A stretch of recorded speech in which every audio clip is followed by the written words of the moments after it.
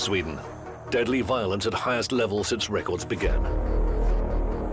We want Sweden to be a Swedish country, and we want a lot of the people who live here now to go back.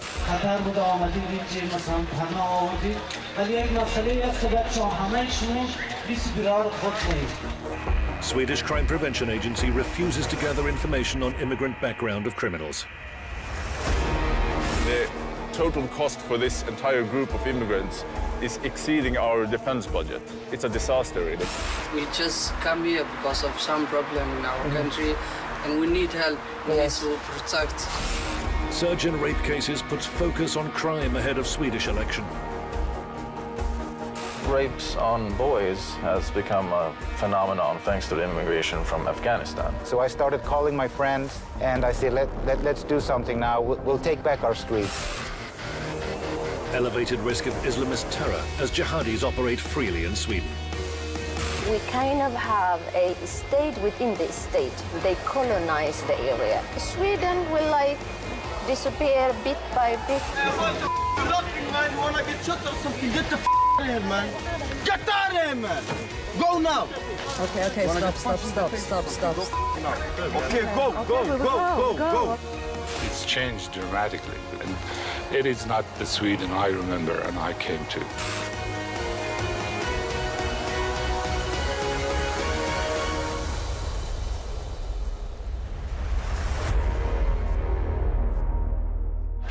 Sweden is considered one of the most refugee-friendly countries in the world. That's after taking in more asylum seekers per capita than anywhere else in Europe.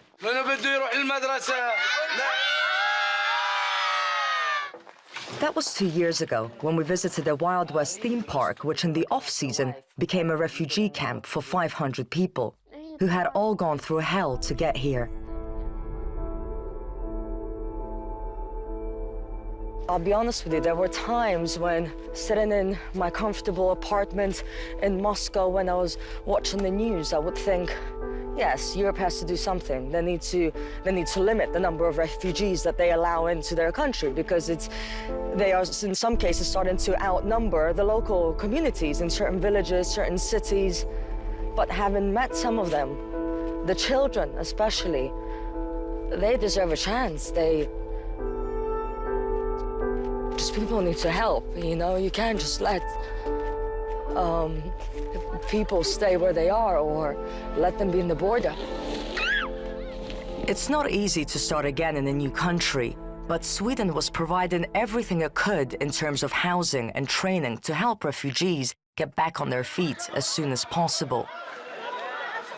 Even though living conditions looked great, refugees were struggling to adjust and couldn't wait to get their lives back on track.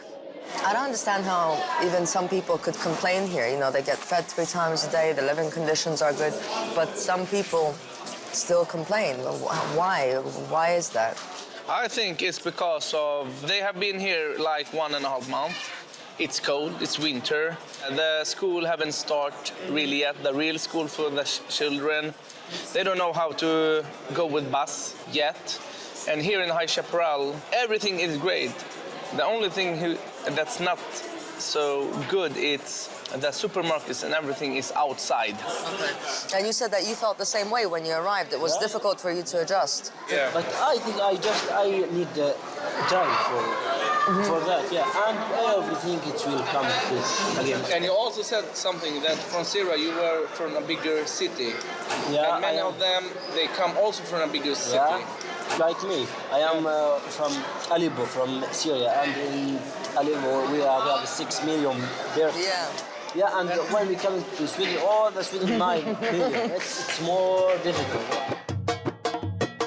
In the 2 years since then, I've been getting calls to go back and show the other side. Swedes who are angry about the number of newcomers settling in the country. I wanted to understand their point of view and why some call them racist or even neo-Nazis. Stockholm Central Station, 11 p.m. The soldiers of Odin are gathering for their weekly street patrol. While they get ready, their leader is on his way to the airport to pick up the head of the Maltese branch of the group. Hey man, how are you? Have a nice flight? Yeah. I think someone needs a cigarette. Yeah.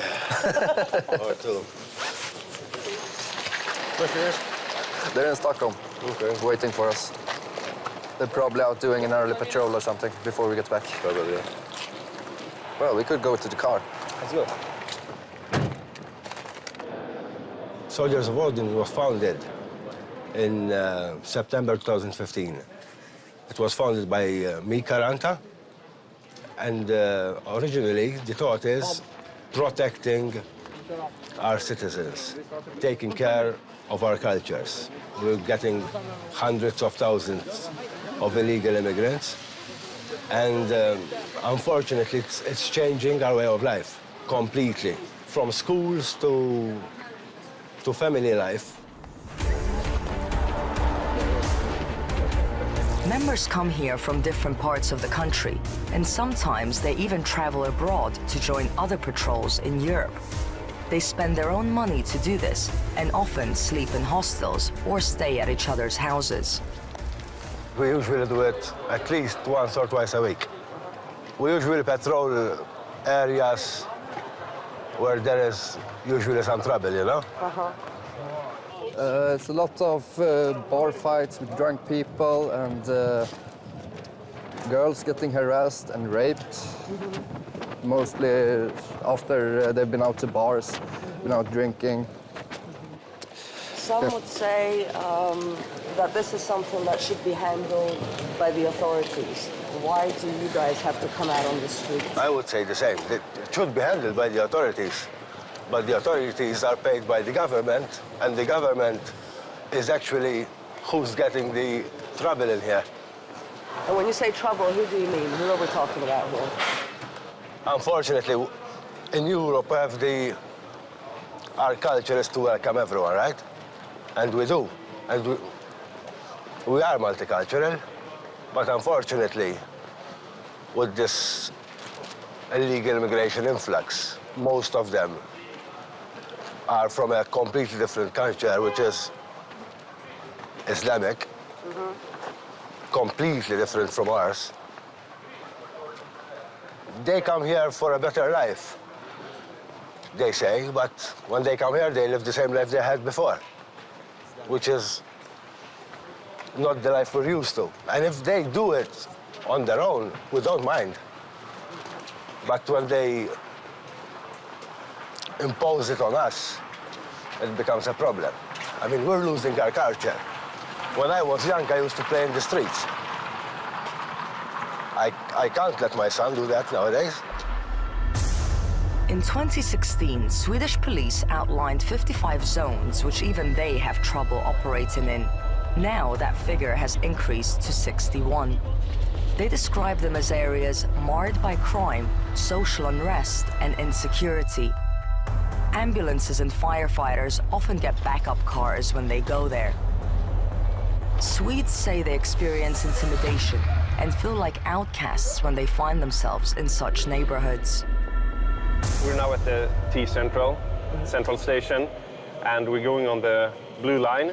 It's quite infamous line because it leads to some of the world's worst ghettos of Europe. So we're going this direction and then to Rinkeby, which is internationally infamous. You will see a gradual decrease of Swedish people on the metro, and when we finish at Rinkeby, we will probably be the only white people. Gustav is sick and tired of what he sees as the government's inaction and leniency, so he has now formed a new political party called Alternative for Sweden. They don't want to work. Most of these people, they live on generous benefits from the Swedish state. And why on earth would you want to do a 9-to-5 work in Sweden if you get even more money when you live on the benefit? This station has also been the center of Stockholm when it comes to the heroin traffic from youth immigrants. Came from primarily Morocco and Afghanistan to deal heroin. So this is where a lot of the heroin traffic originated, flowing heroin into other parts of Stockholm. And the police Actually, I had to clean this area out of youth immigrants that were living in the metro tunnels, several hundred of them. This is the exact place where a TV crew from Australia was attacked while filming a report about the area. This is what happened.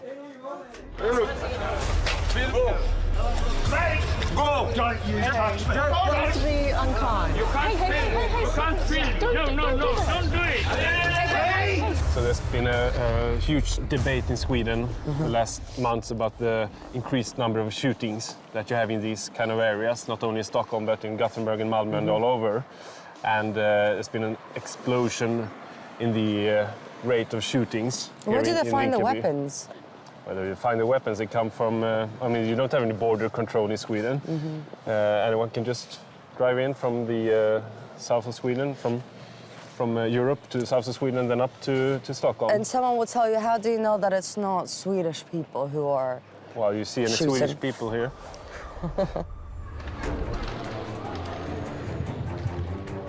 There are so many Somalians living here that locals call this area Little Mogadishu. And one person who knows this place very well is Mona Walters. She was born in Somalia and fled to Sweden as a refugee in 1994. She converted to Christianity and has made it her mission to expose what goes on behind closed doors here. I was talking about my experience and what I encountered in the suburbs, in the mosque, what is happening. There were some women who complained about their husband marrying in secret with other women. And when they complain, the imam say, no, you should not complain because Allah allows, Allah means God, Allah allows him to have 4 wives if he have 2 other sisters. And that is okay because we need to produce money, children, we need to 3 times more than the infidel in order to be majority. I went with the Swedish television, SVT. One day when they finally follow me there to Rinkeby and really saw what was happening, 1 minute we walked and they stopped me. And they come right, attacking an old man, all of them, young people. Oh, klar, you whore, calling me. And they say, it's not Sweden anymore here. Because that is what I try to tell. These people, when they have their own area, that area belongs to Islam. That area belongs to them. They colonize the area. It's not part of Sweden. They put my address, my name in a website and say, kill her, behead her, she's an infidel.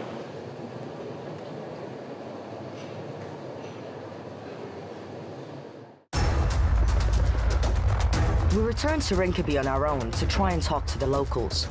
Drugs are being used and sold blatantly on the square, and you can smell it before you even walk out of the metro. That's why we had to be careful and lower the cameras so as not to provoke anyone. Most careful, Yeah? Don't ask anybody here, especially teenagers. Teenagers. Okay, but older people, it's okay. The big guys, you can. The big guys, it's okay. Can you tell us a little bit about this area? What is it like to live here? It's up. Why? Because there's a lot of drugs and violence. So why do you live here? I'm born and raised here.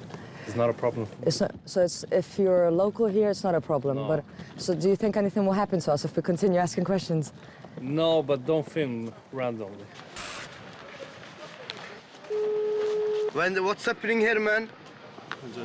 They're filming me. Why? What do you mean, why? Why are you? Get the out of here, man. No! Okay, all right, relax. Hey, what you laughing, man? You wanna get shot or something? Get the out of here, man. Get out of here, man. Go now. Go now, go now. Okay, stop. Okay, stop. Okay, go. Okay, we go. Okay, Can we I take go. your camera or something? Get the out of here, man. The Muslim Brotherhood, the Islamists, they have a power. They've been given power by the politicians. Sweden is a country of social democrats. So the social democrats have a special relationship with the Islamists. We've been put under sharia in Sweden. These suburbs, The imams are the one who's controlling that area. And if you stand against this imams or your family, they will be excommunicate you. The problem is that we kind of have a state within the state. There's no way to confirm or refute Mona's claims, but one thing's for sure. Walking through a neighborhood like Rinkeby does feel intimidating, which is certainly not what you might expect in a country like Sweden. While some blame religion and ethnicity for driving people here to crime, others point to discrimination and the lack of decent jobs for migrants. Refugees constantly try to remind locals that most of them have escaped war zones and are only looking for better and more peaceful lives. De som flyr har inget val. Ingen människa är illegal. Här har vi jättemånga människor, jättemånga som kommer för att kämpa för oss. Vi är jätteglada idag. Jag vill inte att göra er ledsna, men jag vill säga att vi växer och växer. Vi kommer att vara överallt. Vi kommer att säga stoppa utvisarna tills den dagen att politikerna kommer med ställningstagande och säger Afghanistan är inte säkert, och de som har väntat i 2,5 år och har inte fått någon rättssäkra asylprövningar ska komma och få stanna i Sverige. Vi kommer att stoppa utvisarna till Afghanistan. واقعا درکتون میکنه و خیلی سخته ای که منتظر قبولیت بعضی ها منفی دارن واقعا میفهمم که خیلی سخته جان شما در خطر بود آمدید اینجا مثلا پناه آوردید ولی یک مسئله هست که بچه ها همه شما 20 بیرار خود کنید سعی کنید تلاش کنید با درس جواب بگیرید. Ja, idag har vi internationella protester i hela Europa, så en av de största, om vi är här idag betyder ju att de som har kommit till Sverige 2015 och efter och har väntat här i 2,5 år och deras prövningar har inte prövats säkra. While we were here, we noticed a few guys handing out leaflets, so we decided to ask them what they were doing. This guy had doubts about talking to us originally, because he feared his right-wing views would provoke potential repercussions from his university. We are a group of citizens, friends, who is getting sick of the immigration policy that we got in Sweden. And this is the worst example of the failed immigration policy. They are full-grown men, 27, 30 years old, who claim they are boys, so they get special assistance and cost about 100 euros each day per person, and the total cost for this entire group of immigrants is exceeding our defense budget. It's a disaster, really. So what we need to do is to gather these people up. All the police who are here, just go in there, gather them up, put them on a plane, and fly them back to their home country. In 2015, Sweden announced it would expel nearly 80,000 refugees and migrants, about half of the new arrivals that year. While many welcomed the news, others saw it as a step backwards for a proudly humanitarian society. Swedes are very welcoming at their core, which was evident when I was here 2 years ago and saw the great lengths they went to help refugees. This community has to arrange school for kids between 7 and 15 years. That's the Swedish law. So that's why we're arranging school here. So within 1 month from arrival, the Swedish school has to arrange it. Take just one. Oh, I can do it.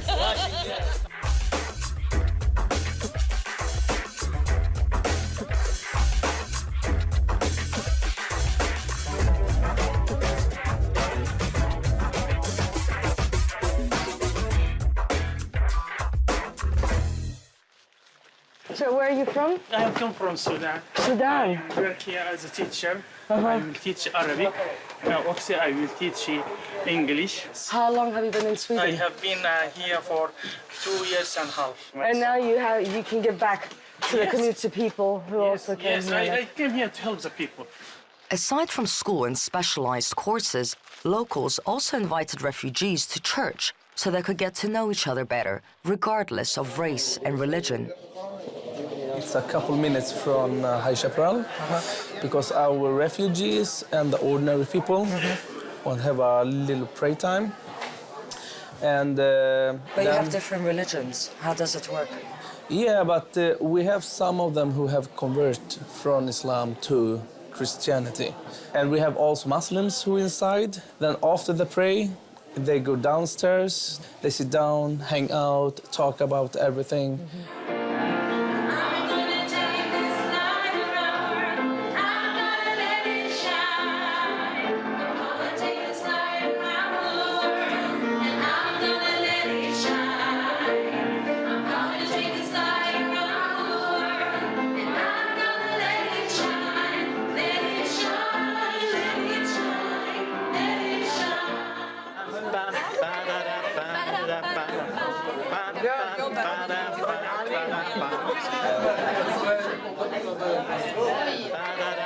How often do you do this?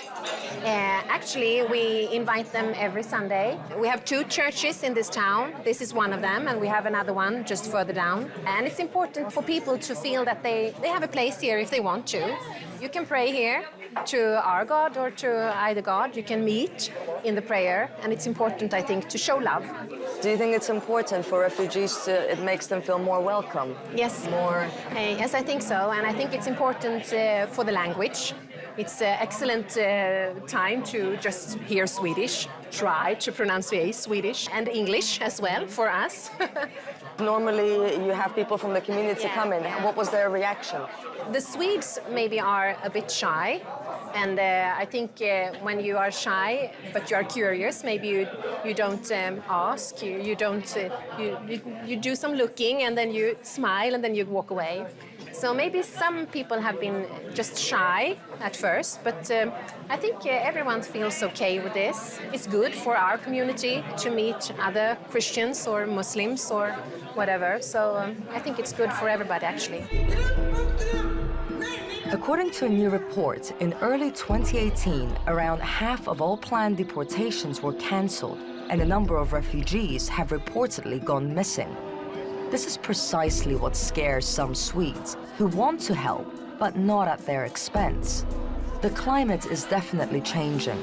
An anti-immigration party, which some say is far-right, has even managed to secure seats in parliament. Some say they're simply spreading anti-migrant propaganda, while others just tell you to check out one of the many ghettos in Sweden. And that's where we were heading next. This is Malmö. It's Sweden's 3rd largest city and often described as the most dangerous in Western Europe. Problems, yes, it is they burning cars or a lot of youth stuff. They're outside the society, they sell some drugs and they think they're tough. Я пришел здесь из Белграда как профессиональный баскетболист. Работал в баскетболе и 30 лет. И какая тут обстановка? Вот как вы видите здесь ситуацию? Ситуация здесь нет хорошая, потому что это гетто. Здесь живут только люди, которые пришли из Азии. Мусульмане живут за себя, а шведы живут за себя в другом городе. А здесь 25-30 тысяч людей, которые пришли из Ирана, Ирака и так дальше. Они не работают, многие живут на социальные деньги. Работы нет за ее, потому что они не знают язык. Они живут как в своей стране. Они никогда не имеют контакт с шведскими людьми. Это проблема. Шведская не имеет план. بيئة مش منيحة تمام وفيها كثير بعض الشباب المخدرات مافيات حتى تحت السكن يعني انه اماكن نحل نفايات انه ما بيهتموا بهالشيء انه بيئة كثير قرف صراحة. Don't do problem here. You make مسخرة of. Are you threatening me? Huh? Are you threatening me? Why? I'm just asking questions. Don't ask too much. I'm asking. Excuse me? Don't ask too much. It's better for you. It will be a big problem. In February, armed officers were deployed outside police stations in this area to ward off vengeance attacks, following a number of incidents against them. Technically, crime is going down in Sweden, but lethal violence involving firearms is going up, and it's mainly gang-related. The Prime Minister has even considered deploying the military in such ghettos in an effort to clamp down on organized crime. In the meantime, locals are getting together and taking matters into their own hands. Like here, for example. This is another group that runs street patrols. They are from the Communist Party and have refugees who volunteer with them. Yeah, so this street has a bit of a bad reputation with a lot of, how do you say, black market, contraband. If there was going to be any problem in these areas, I would just back away. I mean, people can be armed or... There was 3 gang rapes in a very short time. I got very emotional and angry and felt, what the hell is happening? This is my city, this is where I live. Young women is being assaulted in the middle of the street. And when the second rape took place, I felt we need to do something. One policeman was in the newspaper recorded to say that women should be at home. Som vi ser det just nu så rekommenderar vi framförallt kvinnor som rör sig ute sent på nätterna att helst inte göra det utan ordna skjuts eller att man är fler människor som går i grupp. And then the third rape happened. I called my comrades in the party and I said, let's do something now. We'll take back our streets. We cannot sit silent while this is happening.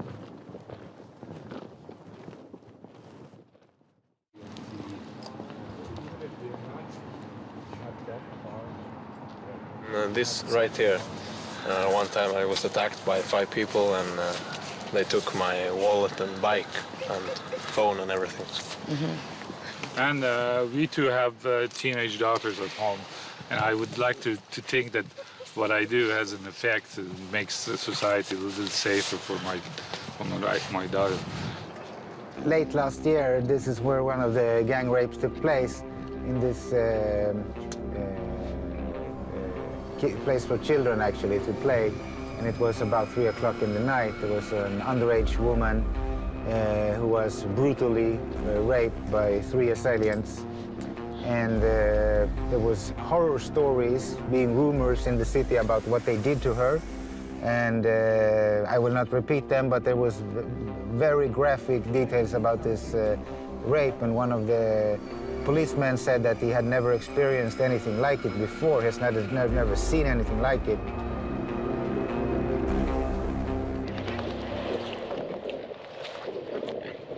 Sweden doesn't collect data on the background of criminals in the country, and speaking out against migrants is a big taboo here.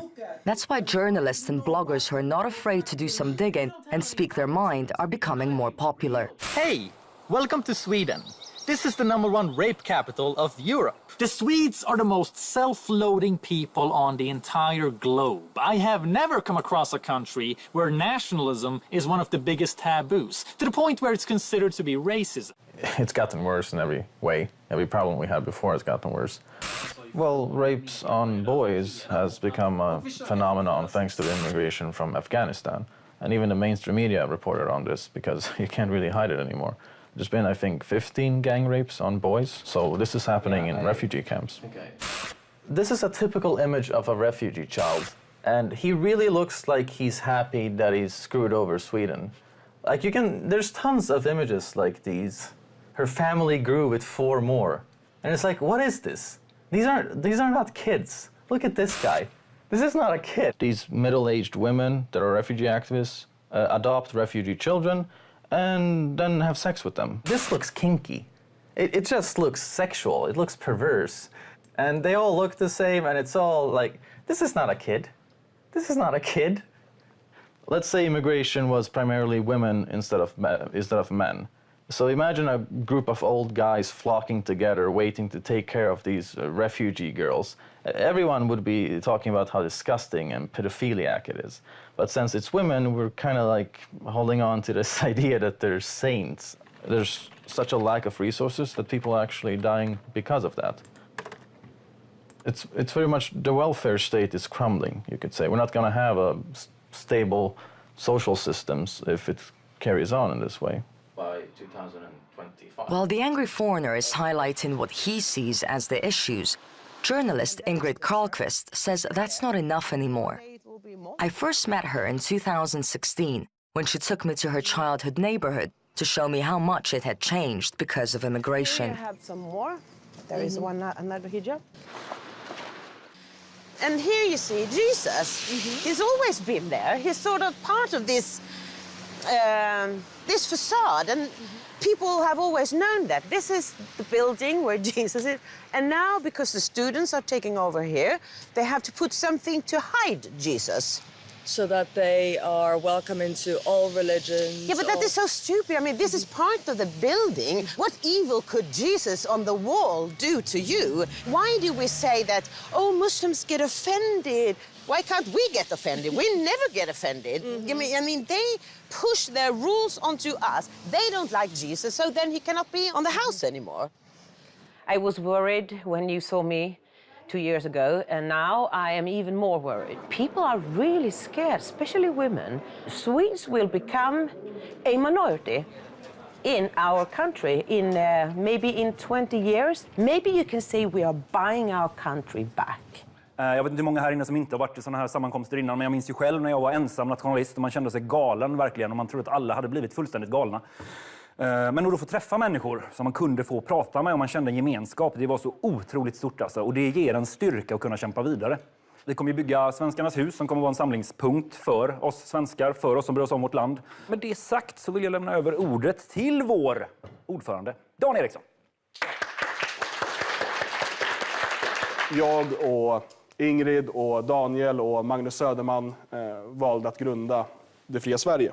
Som sagt, det här är liksom den närmaste tiden. Men vad finns det då för större vision med det här? För att det, liksom, köpa ett hus någonstans och ha lite trevliga träffar och sådär, det är ju för en ganska lång tid framöver. Det kommer bli större etniska konflikter. Det kommer bli mer kriminalitet. Vi kommer se en välfärdsstat som totalt krackelerar för att den är ekonomiskt ohållbar med den här massinvandringen. Och det är mycket möjligt att vi kommer få se politiker som försöker begränsa invandringen eller stoppa invandringen. Men det är långt ifrån tillräckligt för att faktiskt göra någonting åt det här idag. Människor kommer verkligen vilja komma till våra områden, för där kommer det vara svenskt, det kommer vara tryggt och det kommer vara säkert. What is your goal to get rid of all foreigners from Sweden? No, it's not our goal.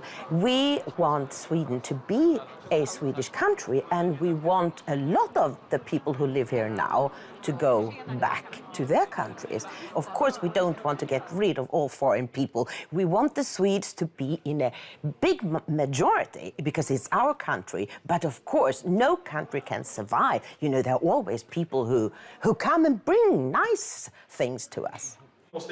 Around 2/3 of the people here asked us not to show their faces for fear of being judged or even fired.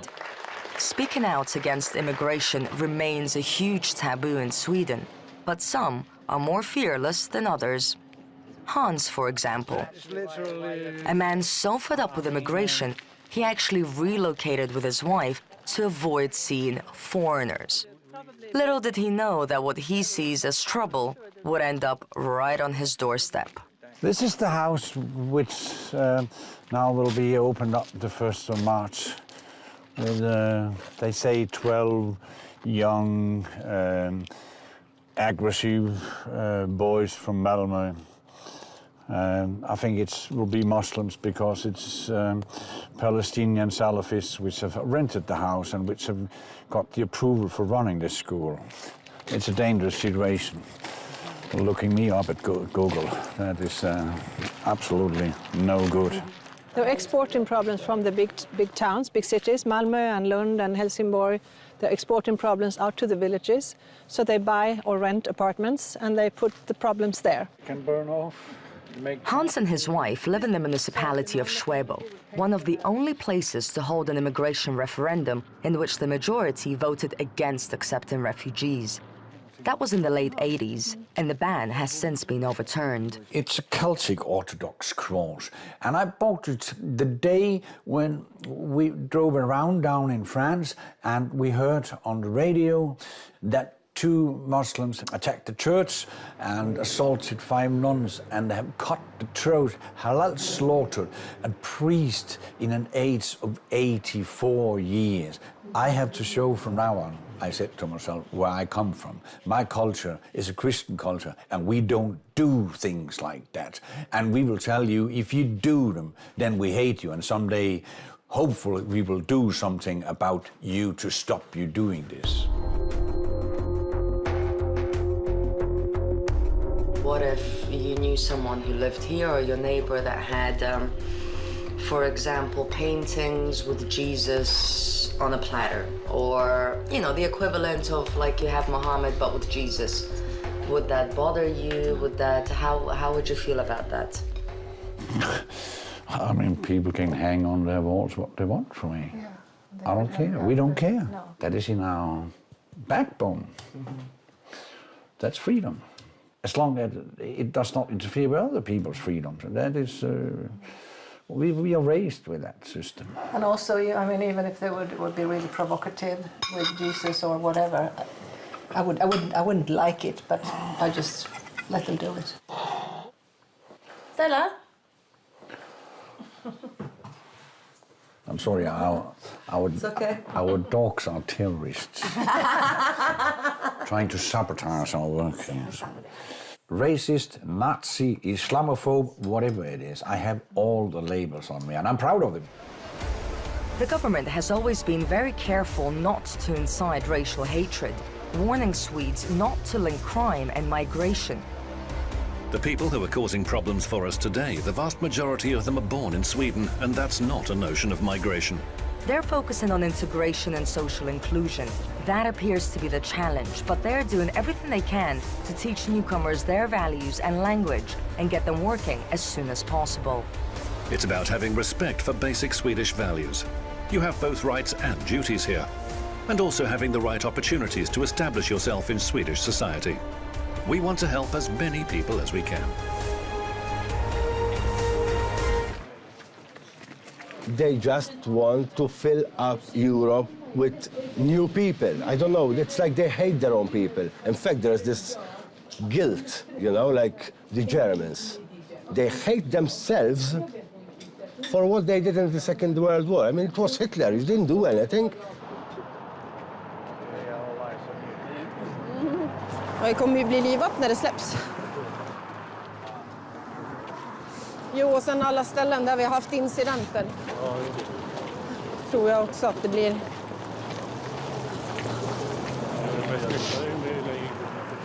Ja, det är ju lite problem med vissa som försökte stjäla kläder och grejer. Så här stod vi då. My name is Sofia. I live in a city called Västerås, which is about 100 kilometers from Stockholm. I've been doing this for about 1.5 years now, I think. I joined because I have kids, and when I was younger, I could go out and be safe, but you can't do that anymore, especially not as a girl.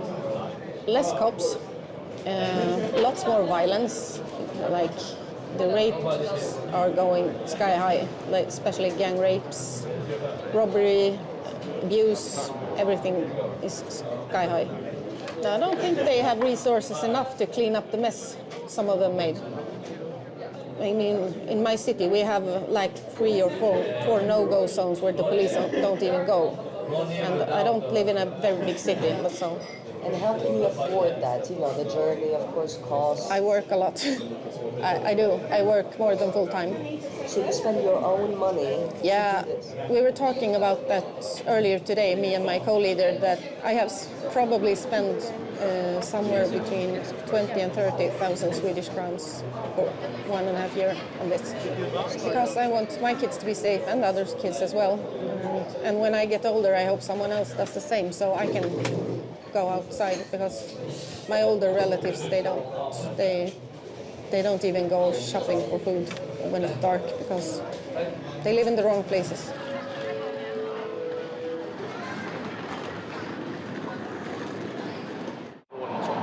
tycker ni ändå så? Vad har ni för agenda då? Agenda? Ja, varför är du ute och nattvandrar? Varför? Ja. Så som jag anser rakt av själv, så tycker jag inte att polisen har de resurserna och visar ute på stan tillräckligt. Alltså boende. Just på sådana där parker och sådana områden. Vart tittar ni då? Men ni har inga vapen och så på er, eller? Nej.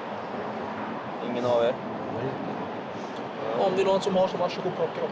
Vi har en regel att du har inte vapen när du är ute och går. Så är det någon som har, gå igenom övningen. Ge oss gärna tröjan, jackan för den som har det på sig.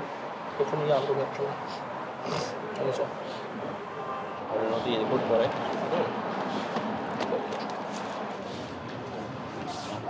All right då, ta det lugnt.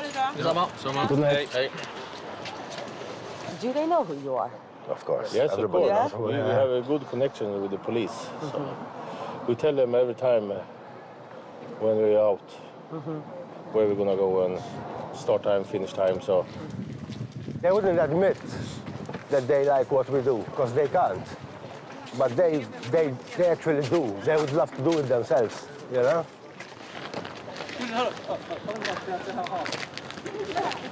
See, how many do you want? I noticed when we were walking, at some point we were near a mosque and you put something on the door. What was that? That was a tiny sticker,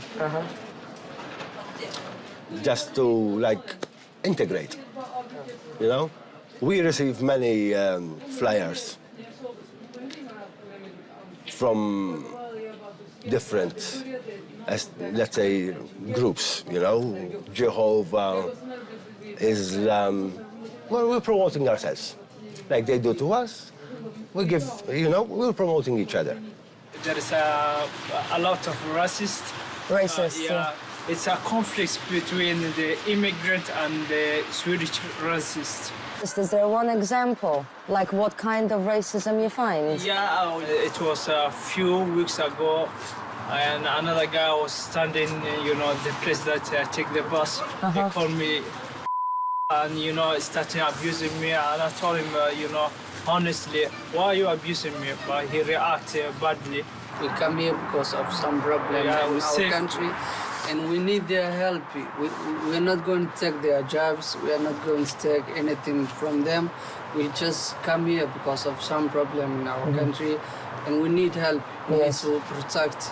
So it's not the way they think. So you come here because you want safety and you want to work?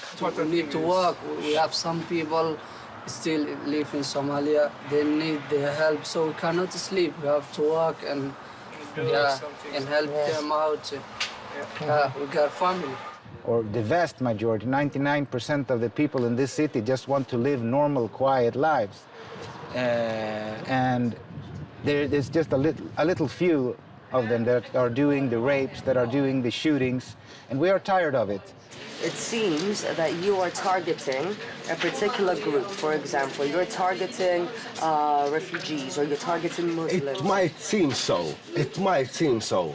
And yes, that is where it all started from. But when we do patrols, even if we encounter a national citizen doing harm, breaking in a car, harassing a woman, we still take action. Doesn't matter where he's from. Doesn't matter if he's my own neighbor. And we take action. We don't beat anyone up. We don't do any crime. He stole my phone off me! You tried to punch him.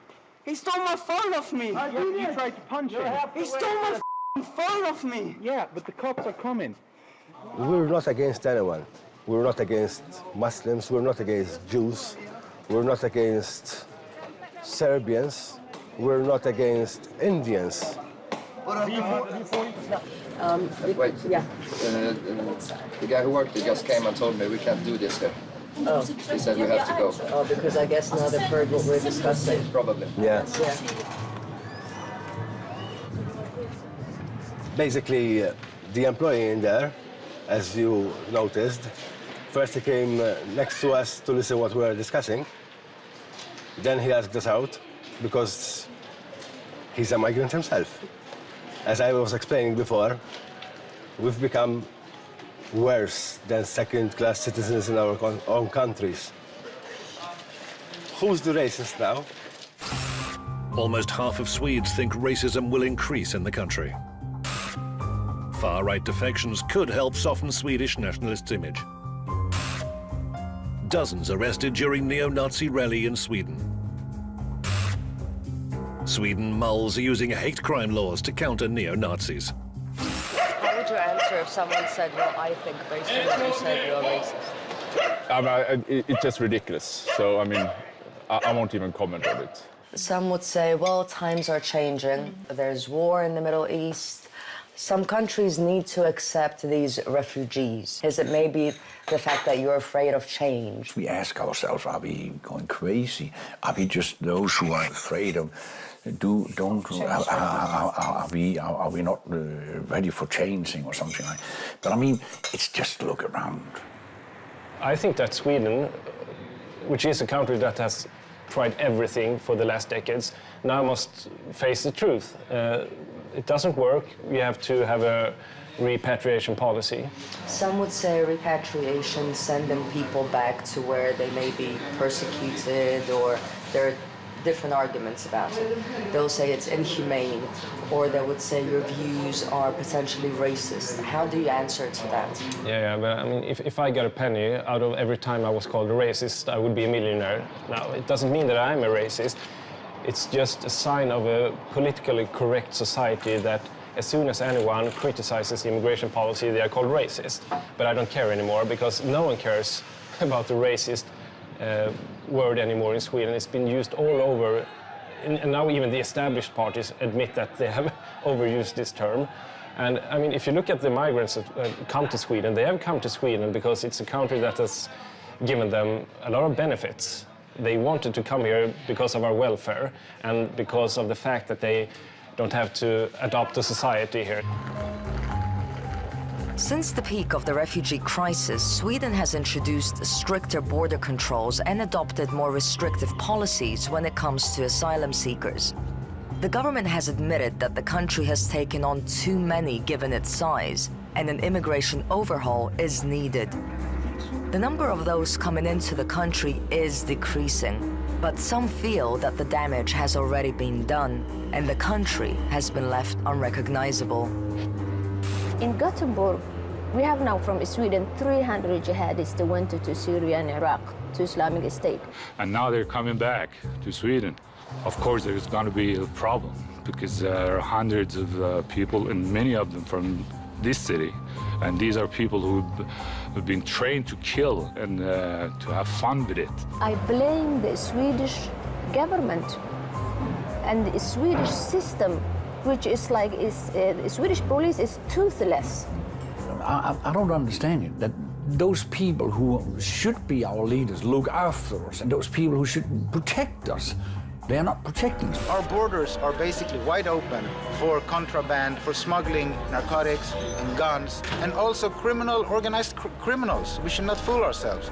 We cannot be naive about this. To not attract more gangsters, rapists, and these actually that are tearing down this city. If we could see consequences for those who commit crimes, for instance, send them back. Rape someone, out. If you lie about your age, out. Then we would, I don't think we would protest anymore.